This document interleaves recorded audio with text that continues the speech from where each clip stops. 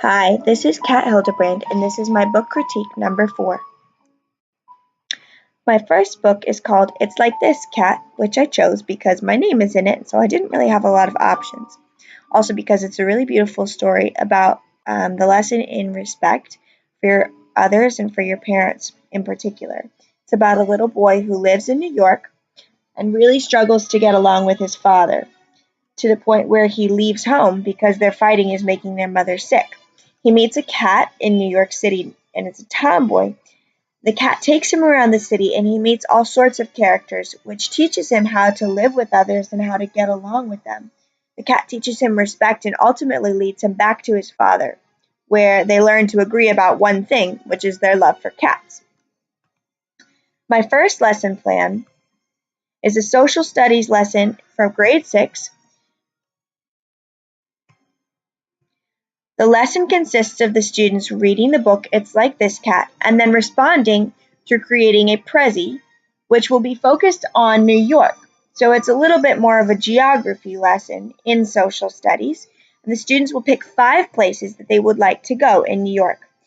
Under those 5 places, they're going to pick 3 facts or rationales for their reasoning in wanting to go and for the history behind that place.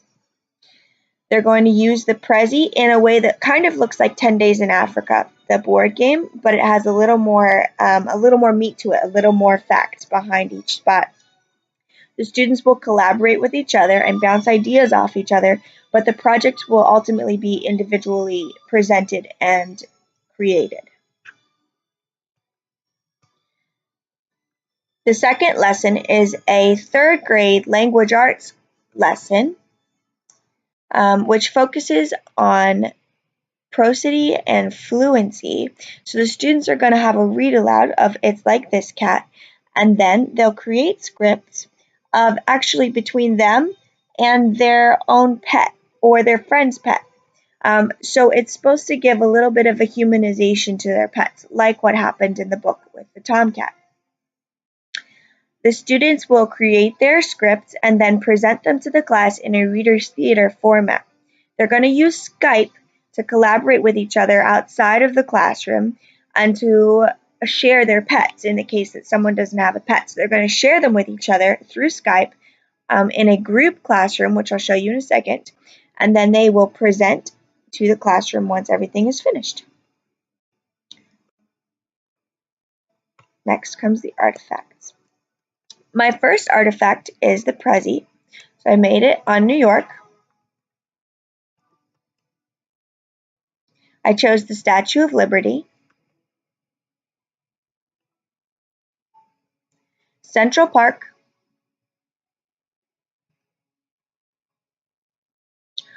the Rockefeller Center, the High Line,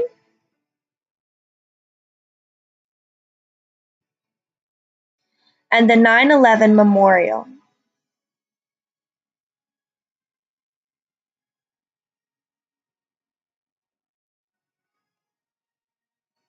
The second artifact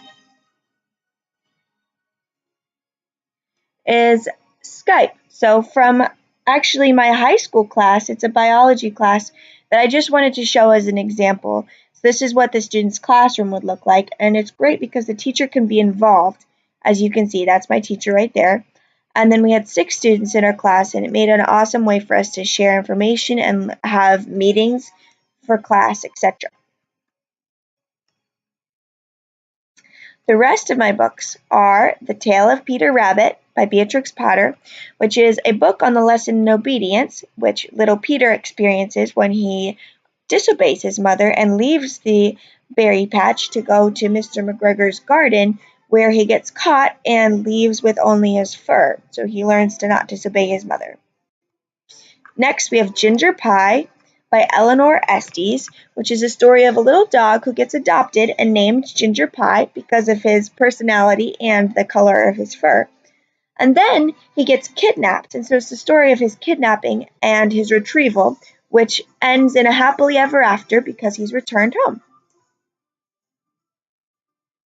Next, we have The 21 Balloons by William Penne Du Bois, and I definitely said that wrong. which is a story about a school teacher who takes a little bit of a sabbatical from teaching because he wants to relax. So he takes a year-long sabbatical, or at least he thinks he does, to travel the world in a balloon. Little does he know that he will be found 3 weeks later in the ocean and have a lot of tales to tell of his story in the balloon.